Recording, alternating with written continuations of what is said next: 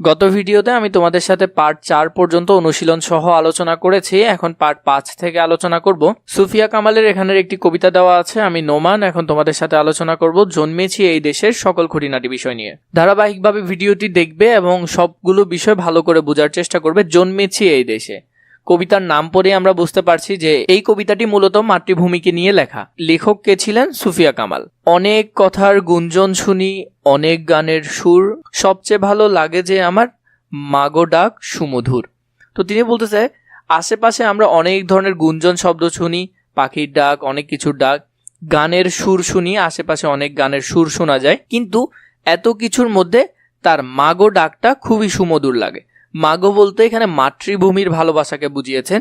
মাকে তো ভালোবাসেই, তার বিপরীতে মাতৃভূমির সাথে এক গভীর যে সম্পর্ক থাকে মানুষের, সেটা তিনি এখানে বলেছেন। আমার দেশের মাঠের মাটিতে কৃষাণ দুপুর বেলা। এখানে বলছে যে আমাদের দেশ কৃষি প্রধান দেশ, তো কৃষকরা একেবারে অনেক বেশি রোদের মধ্যেও দুপুর বেলাও তারা কি করে? কাজ করে।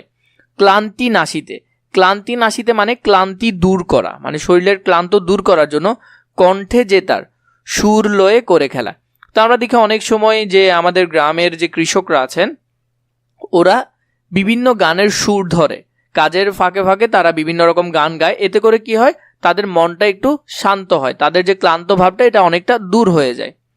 মুক্ত আকাশে মুক্ত মনের সেই গান চলে ভেসে, জন্মেছি মাগো তোমার কোলেতে, মরি যেন এই দেশে। তো বলেছে মুক্ত আকাশে মুক্ত মনের, এই যে খোলা আকাশে খোলা মাঠঘাটে কৃষকরা যে সেই গান চলে ভেসে, মানে গান গাওয়ার যে শব্দটা, জন্মেছি মাগো তোমার কোলেতে, মানে আমি এই মাতৃভূমিতে জন্মেছি, মরি যেন এই দেশে, মানে আমি এই দেশেই মরতে চাই, এই দেশের ধুলো মাটি নিয়েই আমি মরতে চাই। জন্মেছি এই দেশে যখন, আমি আমার মাতৃভূমিকে ছাড়তে চাই না। মাতৃভূমির প্রতি অনেক ভালোবাসা এখানে প্রকাশ পেয়েছে। এই বাংলার আকাশ বাতাস, এই বাংলার ভাষা, এই বাংলার নদী গিরি বনে বাঁচিয়া মরিতে আসা। তো বলছে যে আমার দেশের আকাশ বাতাস এবং আমার দেশের ভাষা এটা অনেক সুন্দর, অনেক মধুর।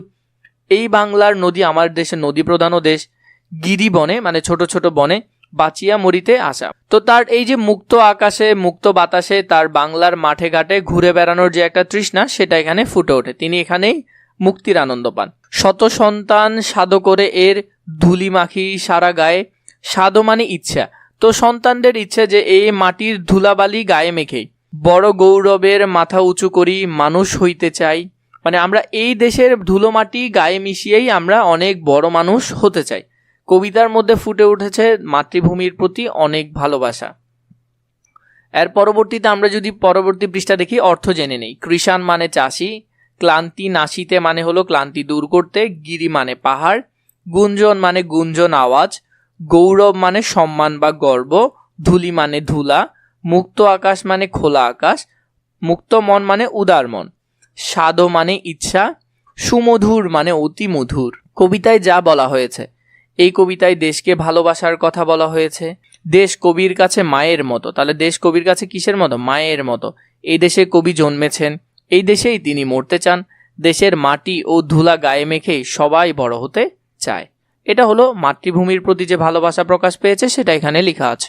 আমি নোমান। এখন তোমাদের সাথে আলোচনা করব জন্মেছি এই দেশে কবিতার অনুশীলন সমাধান নিয়ে। প্রথমে 1 নম্বরে দিয়েছে কবিতা থেকে মিল শব্দ খুঁজি। আমরা এখান থেকে মিল শব্দ কিছু খুঁজব। বেলা, খেলা, এর পাশাপাশি আমাদেরকে এই ছকটা পূরণ করতে হবে, সেটা আমরা এখন দেখব।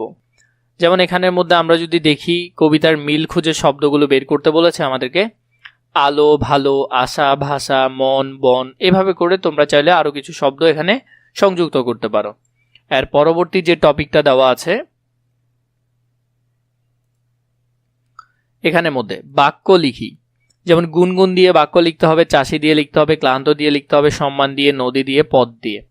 তাহলে এটারটা কি হবে? বাক্য লিখি। গুনগুন, পাখিটি গুনগুন করে গান গাইছিল। চাষি মাঠে ফসল ফলায়। ক্লান্ত, সারাদিন কাজ করে সে খুব ক্লান্ত হয়ে পড়েছে। সমান, সবাই সমান অধিকার পায়। নদী, আমাদের দেশে অনেক নদী আছে। পথ, সে গ্রামের পথ ধরে হেঁটে গেল। এর পরবর্তী আমরা পেজ যদি দেখি 3 নম্বরের মধ্যে শব্দ দিয়ে শূন্যস্থান পূরণ করি। যেমন আমরা বড়দের সম্মান করব, তাহলে এটা 1 নম্বরে সম্মান করব। উত্তরগুলো আমি তোমাদেরকে আবার আলাদা দিব। শ্রমিক ড্যাশ হয়ে বিশ্রাম নিচ্ছে, পরিশ্রান্ত হয়ে বিশ্রাম নিচ্ছে।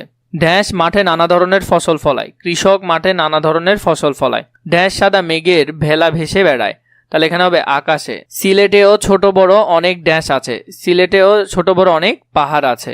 আমরা ড্যাশ দেশের নাগরিক, আমরা স্বাধীন দেশের নাগরিক। এগুলোর উত্তর যদি প্রয়োজন হয় দেখো এখানে সুন্দর করে উত্তরগুলো দেওয়া আছে। আমি তোমাদের জন্য খুবই গোছালো আকারে রেডি করার চেষ্টা করেছি।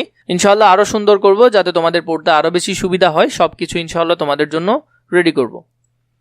এর পরবর্তীতে আমরা যদি দেখি প্রশ্নের উত্তর বলি ও লিখি। 1 নাম্বার, ক্লান্তি দূর করতে কৃষক কি করেন? 2 নাম্বার, কবি কেন এ দেশে মরতে চান? 3 নাম্বার, মা ডাক কেন এত ভালো লাগে? এ দেশের শিশুরা কি হতে চায়?